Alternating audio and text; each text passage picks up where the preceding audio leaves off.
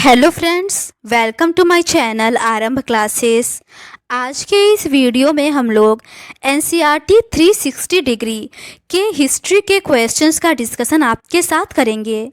इस बुक में क्लास 6 से लेकर 12 तक एनसीईआरटी हिस्ट्री के सभी चैप्टर्स के पेज बाय पेज क्वेश्चंस दिए हुए हैं। तो बिना देर किए चलिए आज का ये वीडियो शुरू करते हैं। क्लास 12th के चैप्टर 4 तक के क्वेश्चंस का डिस्कशन हम लोगों ने इस सीरीज़ के प्रीवियस पार्ट में कर लिया है। आज हम लोग चैप्टर 5 यात्रियों के नज़रिए से समाज के बारे में उनकी समझ से रिलेटेड रिमेनिंग क्वेश्चंस का डिस्कशन आपके साथ करेंगे।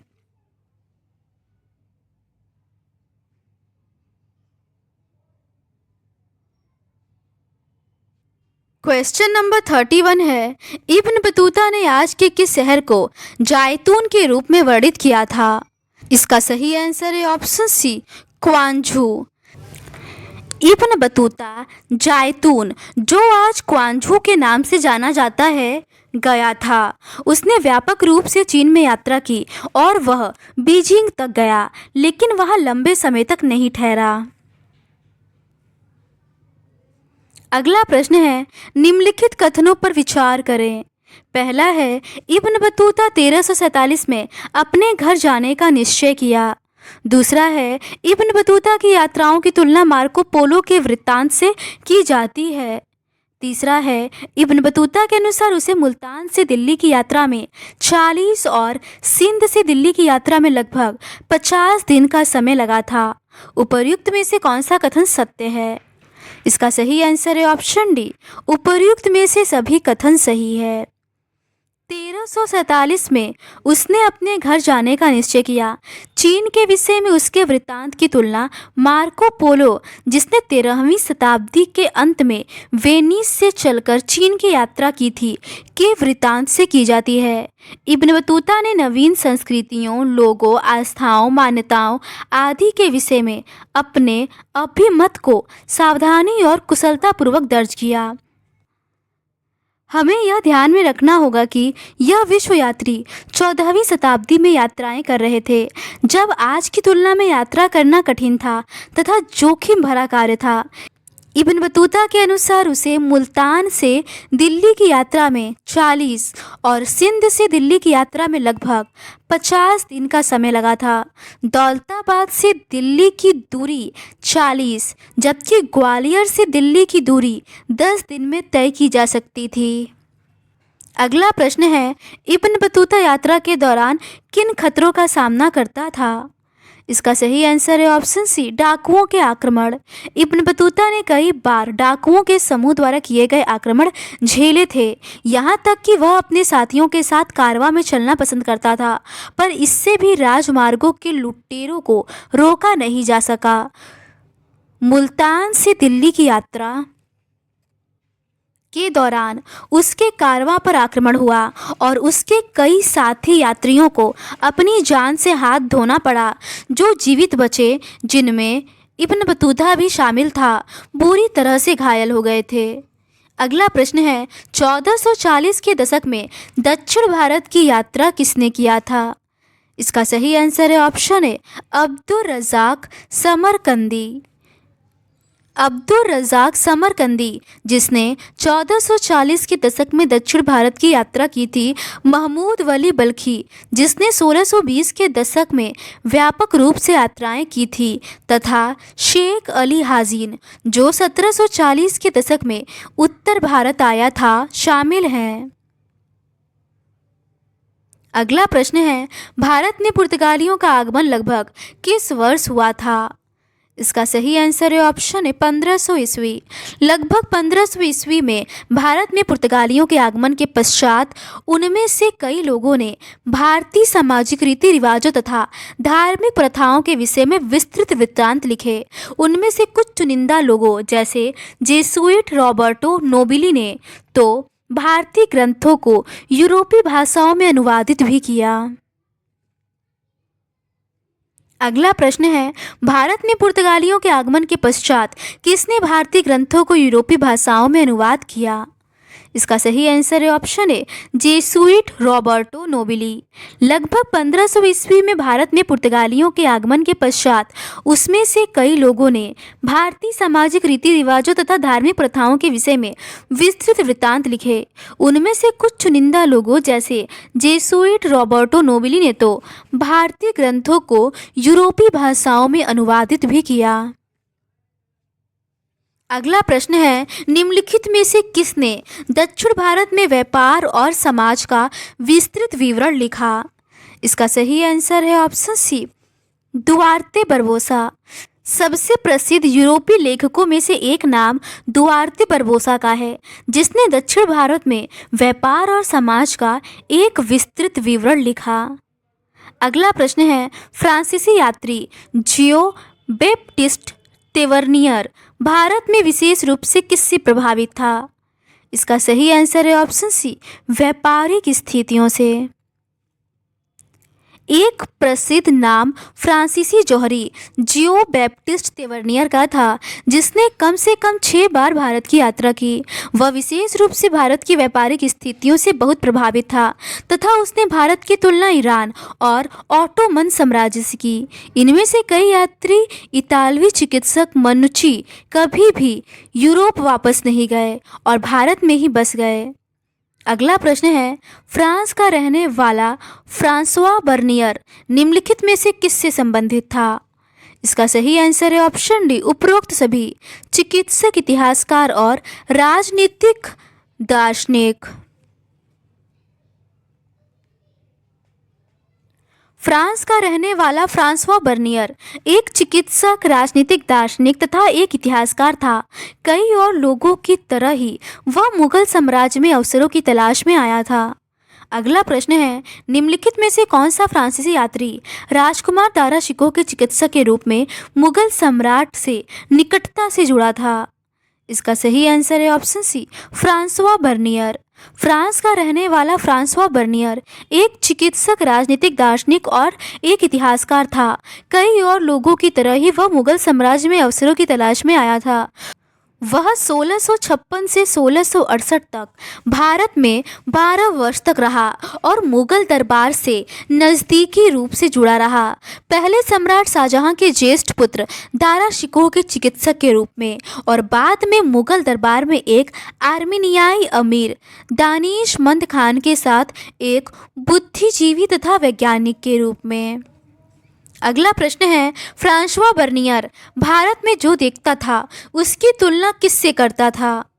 इसका सही आंसर है ऑप्शन सी यूरोप से। बर्नियर ने देश के कई भागों की यात्रा की और जो देखा उसके विषय में विवरण लिखे।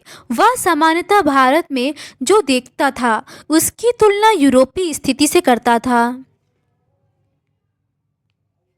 अगला प्रश्न है, फ्रांसवा बर्नियर ने अपनी प्रमुख कृति को किसे समर्पित किया था? इसका सही आंसर है ऑप्शन बी लुई 14वां। बर्नियर ने देश के कई भागों की यात्रा की और जो देखा उसके विषय में विवरण लिखे। वह सामान्यतः भारत में जो देखता उसकी तुलना यूरोपीय स्थिति से करता था। उसने अपनी प्रमुख कृति को फ्रांस के शासक लुई 14वें को समर्पित किया था और उसके कई अन्य कार्य प्रभावशाली अधिकारियों और मंत्रियों को पत्रों के रूप में लिखे गए थे। अगला प्रश्न है, निम्नलिखित कथनों पर विचार करें। पहला है, फ्रांसवा बर्नियर के कार्य फ्रांस में 1670 से 71 में प्रकाशित हुए थे। दूसरा है, फ्रांसवा बर्नियर के कार्य अंग्रेजी, डच, जर्मन और इतालवी भाषाओं में इनका अनुवाद हुआ था। तीसरा है, अरबी और फारसी वृत्तांतों जिनका प्रसार हस्तलिपियों के रूप में होता था। उपर्युक्त में से कौन सा कथन सत्य है? इसका सही आंसर है ऑप्शन सी पहला, दूसरा और तीसरा कथन सही है। बर्नियर के कार्य फ्रांस में 1670 से 71 में प्रकाशित हुए थे और अगले 5 वर्षों के भीतर ही अंग्रेजी, डच, जर्मन और इतालवी भाषाओं में इनका अनुवाद हो गया। 1670 और 1725 के बीच उसका वृत्तांत फ्रांसीसी में 8 बार पुनर्मुद्रित हो चुका था और 1684 तक यह 3 बार अंग्रेजी में पुनर्मुद्रित हुआ था। यह अरबी और फारसी वृत्तांतों जिसका प्रसार हस्तलिपियों के रूप में होता था और जो 1800 से पहले सामान्यतः प्रकाशित नहीं होते थे के पूरी तरह विपरीत था। अगला प्रश्न है, अलबरूनी के अनुसार भारतीय समाज को समझने में पहला अवरोध क्या था? इसका सही आंसर है ऑप्शन ए, भाषा। अलबरूनी अपने लिए निर्धारित उद्देश्य में निहित समस्याओं से परिचित था। उसने कई अवरोधों की चर्चा की है जो उसके अनुसार समझ में बाधक थे। इनमें से पहला अवरोध भाषा थी। उसके अनुसार संस्कृत, अरबी और फारसी से इतनी भिन्न थी कि विचारों और सिद्धांतों को एक भाषा से दूसरी में अनुवादित करना आसान नहीं था। अगला प्रश्न है, निम्नलिखित कथनों पर विचार करें। पहला है, अलबरूनी के अनुसार भारतीय समाज को समझने में दूसरा अवरोध अभिमान था।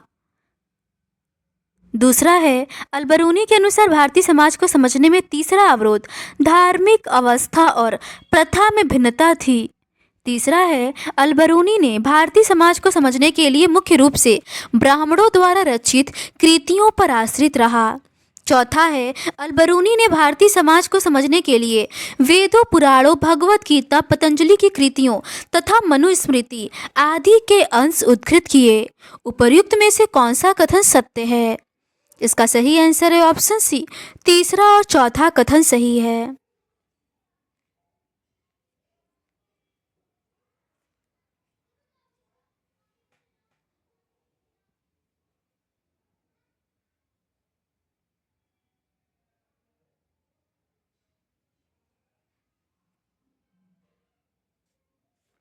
उसके द्वारा चिन्हित दूसरा अवरोध धार्मिक अवस्था तथा प्रथा में भिन्नता थी। उसके अनुसार तीसरा अवरोध अभिमान था। यहाँ रोचक बात यह है कि इन समस्याओं की जानकारी होने पर भी अलबरूनी लगभग पूरी तरह से ब्राह्मणों द्वारा रचित कृतियों पर आश्रित रहा। उसने भारतीय समाज को समझने के लिए अक्सर वेदों, पुराणों, भगवत गीता, पतंजलि की कृतियों तथा मनुस्मृति आदि से अंश उद्धृत किए। अगला प्रश्न है, अलबरूनी ने लिखा कि प्राचीन फारस में डैश सामाजिक वर्गों को मान्यता थी। इसका सही आंसर है ऑप्शन बी, 4। अलबरूनी ने अन्य समुदायों के प्रतिरूपों की खोज के माध्यम से जाति व्यवस्था को समझने और व्याख्या करने का प्रयास किया। उसने लिखा कि प्राचीन फारस में 4 सामाजिक वर्गों को मान्यता थी: घुड़सवार और शासक वर्ग, भिक्षु, अनुष्ठानिक पुरोहित तथा चिकित्सक, खगोल शास्त्री तथा अन्य वैज्ञानिक और अंत में कृषक तथा शिल्पकार। अगला प्रश्न है, अलबरूनी के अनुसार इस्लाम में लोगों के बीच भिन्नता क्यों थी? इसका सही आंसर है ऑप्शन डी, धार्मिकता के पालन में। ये सामाजिक वर्ग केवल भारत तक ही सीमित नहीं थे। इसके साथ ही उसने यह दर्शाया कि इस्लाम में सभी लोगों को समान माना जाता था और उनमें भिन्नताएं केवल धार्मिकता के पालन में थी। अगला प्रश्न है, निम्नलिखित में से किस मान्यता को अलबरूनी ने अस्वीकार किया? इसका सही आंसर है ऑप्शन सी, अपवित्रता की मान्यता। जाति व्यवस्था के संबंध में ब्राह्मणवादी व्याख्या को मानने के बावजूद अलबरूनी ने अपवित्रता की मान्यता को अस्वीकार किया। अगला प्रश्न है, इब्न बतूता किस शताब्दी में दिल्ली आया था?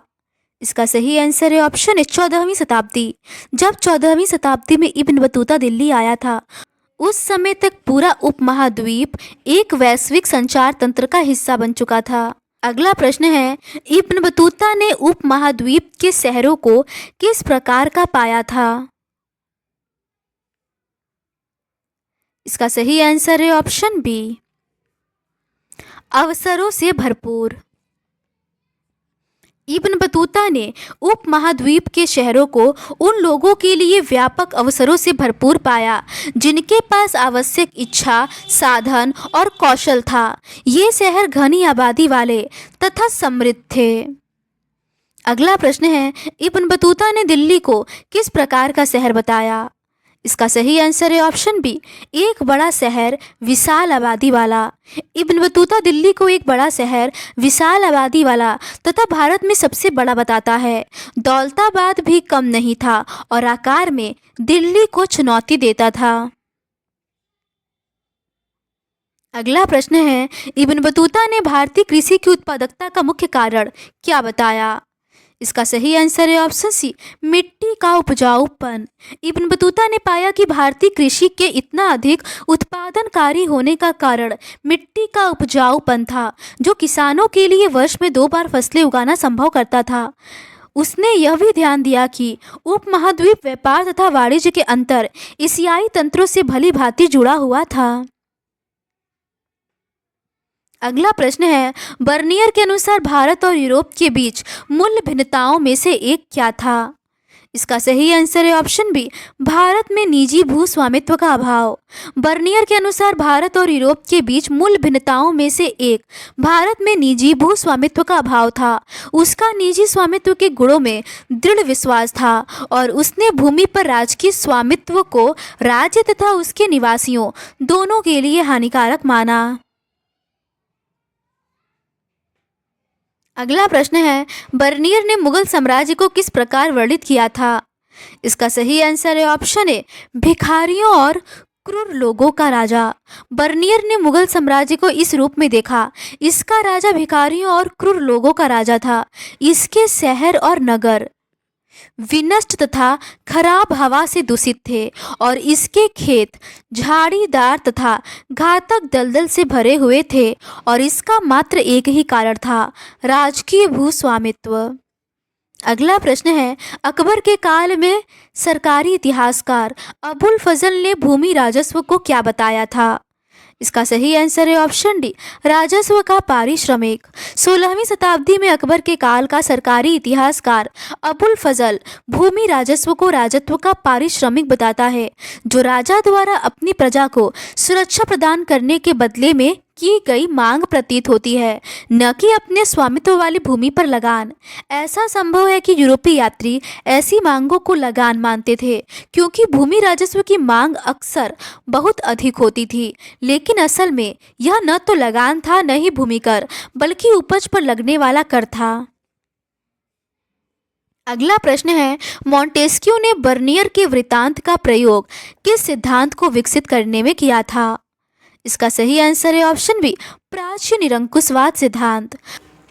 बर्नियर के विवरण ने 18वीं शताब्दी से पश्चिमी विचारकों को प्रभावित किया। उदाहरण के लिए फ्रांसीसी दार्शनिक मॉन्टेस्क्यू ने उसके वृत्तांत का प्रयोग प्राच्य निरंकुशवाद के सिद्धांत को विकसित करने में किया, जिसके अनुसार एशिया में शासक अपनी प्रजा के ऊपर निर्बाध प्रभुत्व का उपभोग करते थे, जिसे दासता और गरीबी की स्थितियों में रखा जाता था।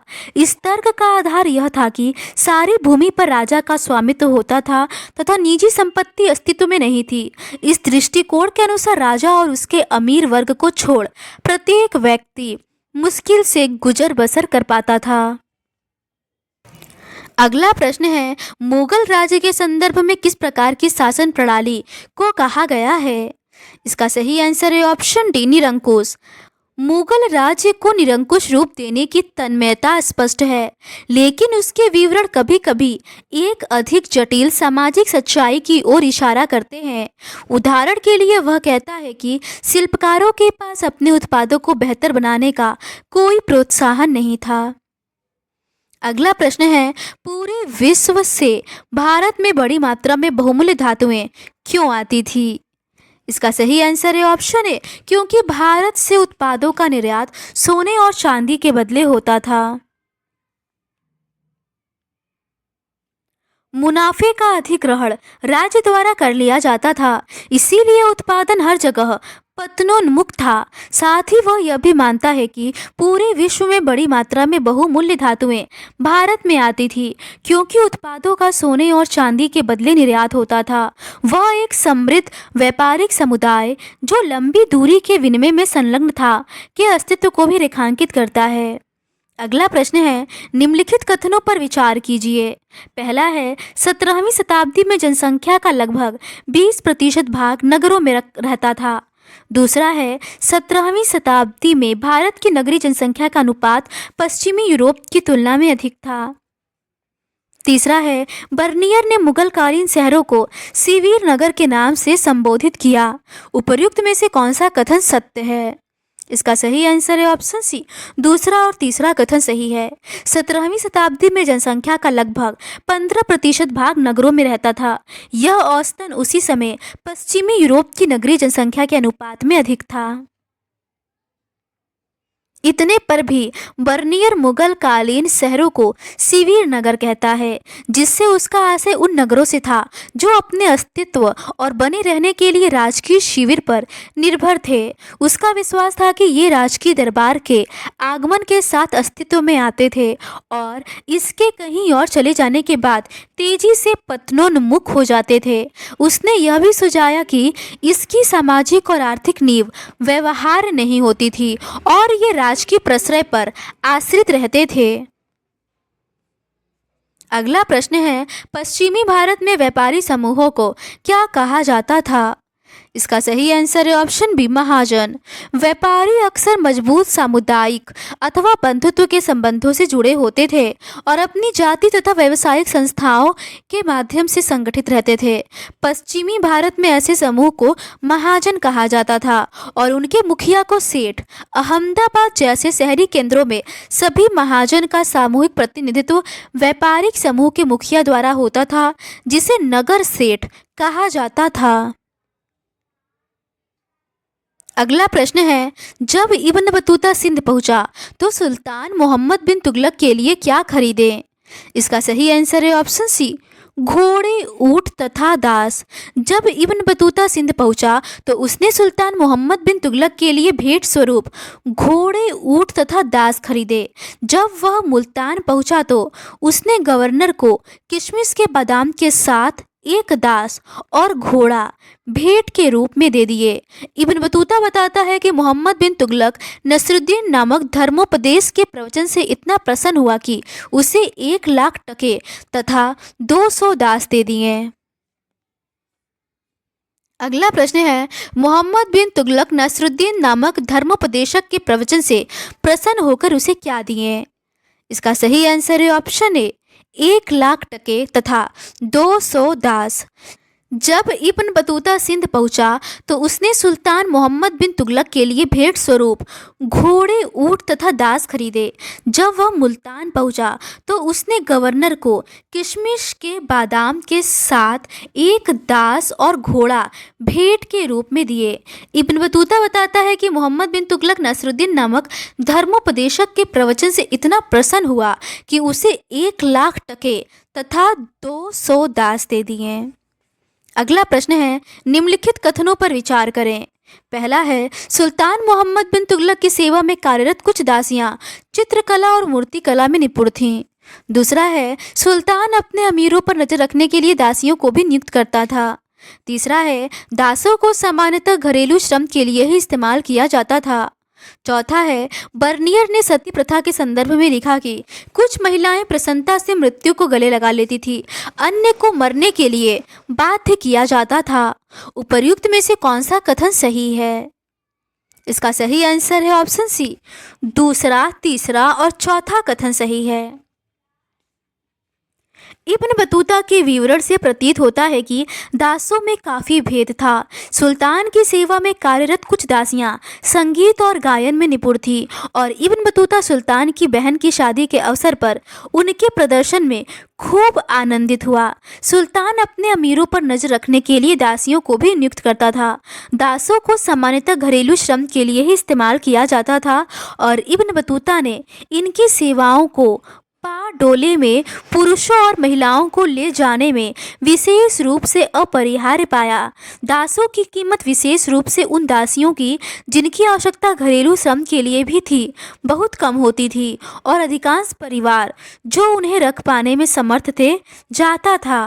इसीलिए यह आश्चर्यजनक बात नहीं है कि बर्नियर ने सती प्रथा को विस्तृत विवरण के लिए चुना। उसने लिखा कि हालांकि कुछ महिलाएं प्रसन्नता से मृत्यु को गले लगा लेती थी, अन्य को मरने के लिए बाध्य किया जाता था।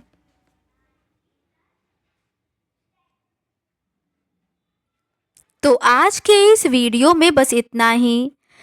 इस सीरीज के नेक्स्ट पार्ट में हम लोग चैप्टर 6 भक्ति सूफी परंपराएं, धार्मिक विश्वासों में बदलाव और श्रद्धा ग्रंथ से संबंधित प्रश्नों का डिस्कशन आपके साथ करेंगे।